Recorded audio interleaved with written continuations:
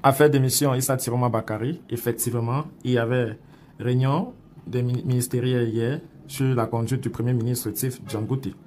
Il dit dans la perspective du budget d'orientation budgétaire, du débat d'orientation budgétaire au Parlement, j'ai présidé le 24 juin un conseil de cabinet essentiellement dédié aux grandes orientations et aux premières estimations de l'évolution de la situation budgétaire sur le triennat 2026-2028.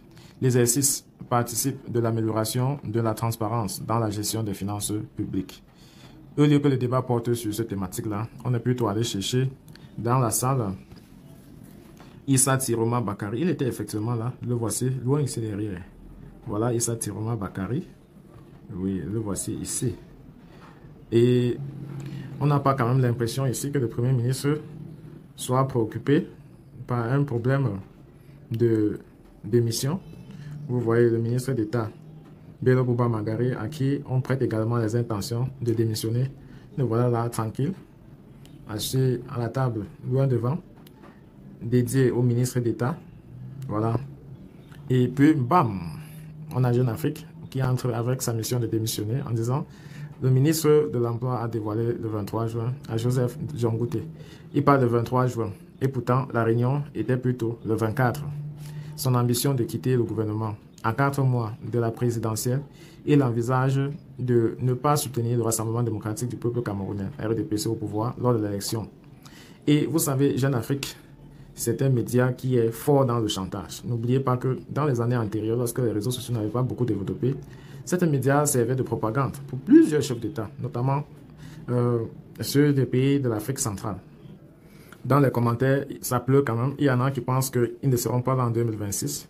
D'autres pensent qu'Atan Gandhi a quand même trouvé le temps pour aller prendre le don indien, en leur rappelant qu'un pays ne peut pas se développer avec les dons des tonnes de riz. On parle de 1000 tonnes de riz et d'un lot de médicaments essentiellement, des matériaux de secours aux victimes des inondations, en particulier celles de la région de l'extrême nord. Il faut rappeler que Maga, dans la région de l'extrême nord, est normalement un bastion de cultivation de riz, mais qui a été détourné de ses objectifs. Soit c'est Jeune Afrique qui nous feinte, ou alors c'est Tiro marqué dans le feintage. Les gars disent que tout le monde dans ce gouvernement peut démissionner, sauf celui-ci.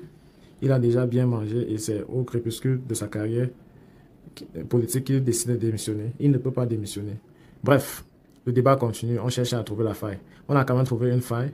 L'un est signé le 24 et l'autre est signé le 23. Où est la vérité?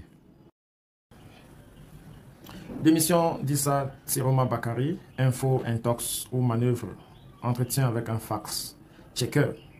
Bonjour, j'aimerais comprendre ce qui se passe exactement autour de la démission supposée du ministre Issa Tiroma Bakari. Il aurait démissionné le 23 juin, mais on l'a vu en réunion ministérielle le 24 juin présidée par le Premier ministre Dr Tif Djangouti. Et voilà que Jeune Afrique sort une lettre de... Voilà que Jeune Afrique affirme avoir vu cette lettre de démission déposée chez le Premier ministre. C'est confus.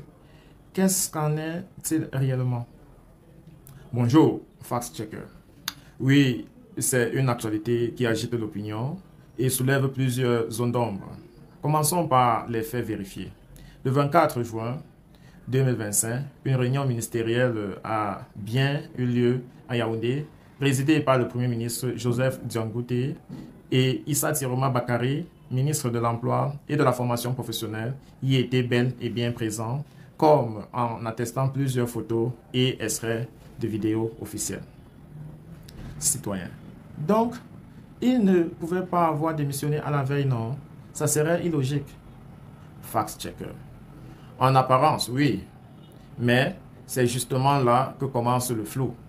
Le journal Jeune Afrique a publié le 24 juin un article accompagné d'un fax simulé d'une datée de 23 juin, signé en stipulant que Issa Tiroma Bakari a déposé sa lettre de démission le 23 juin, dans laquelle il annonce sa démission du gouvernement.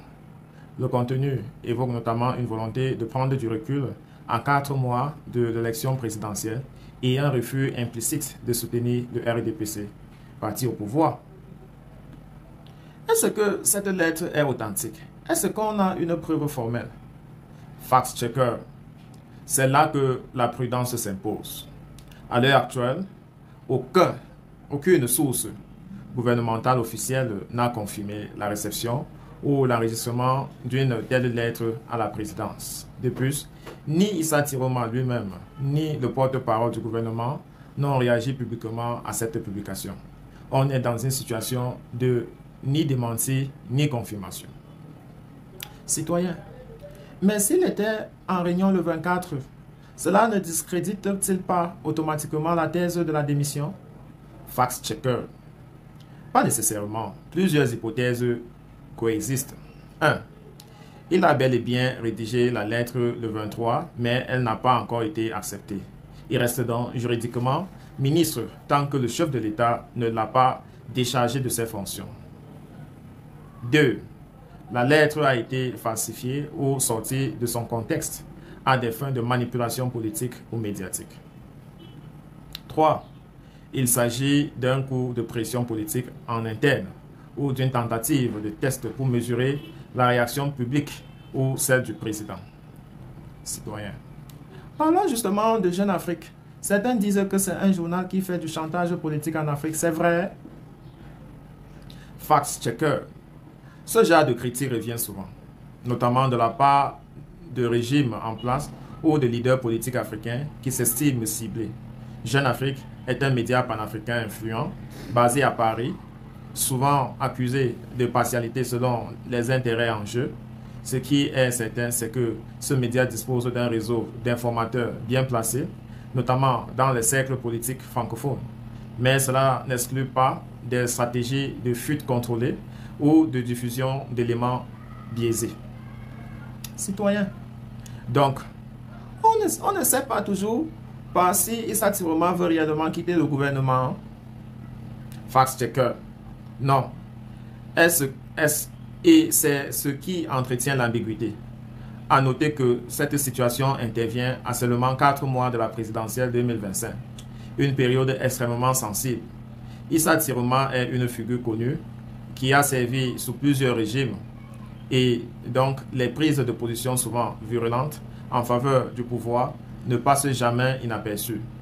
Citoyens. Mais pourquoi un ministre fidèle comme lui envisagerait-il de tourner le dos au RDPC?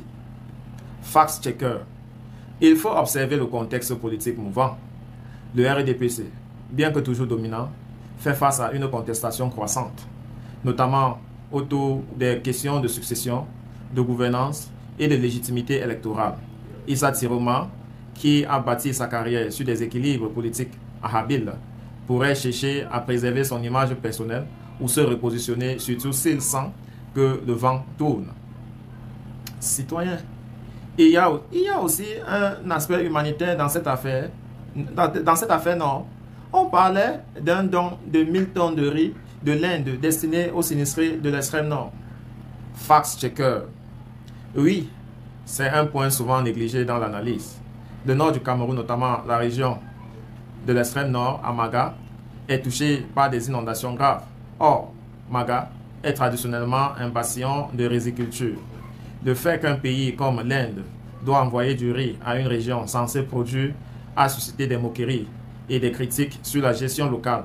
Certains y voient une humiliation politique que des figures comme Tiroma ne voudraient plus porter. Citoyens, donc la démission, si elle est réelle, pourrait aussi être un acte de désolidarisation face à un échec de l'État. C'est une interprétation possible, surtout si on croise cela avec les déclarations plus anciennes d'Issa Tiroma sur la souveraineté et la dignité nationale. Cela dit, tant qu'il ne parle pas publiquement, toutes les lectures restent spéculatives. Et maintenant, que faut-il surveiller? Fact-checker. 3 choses. 1. Une prise de parole officielle d'Issa Tiroma Bakary, soit pour confirmer, soit pour infirmer. 2. Une réaction de la présidence ou du Premier ministre, une communication claire sur son statut. 3. L'évolution de la ligne éditoriale de Jeune Afrique, s'il publie d'autres documents ou témoignages.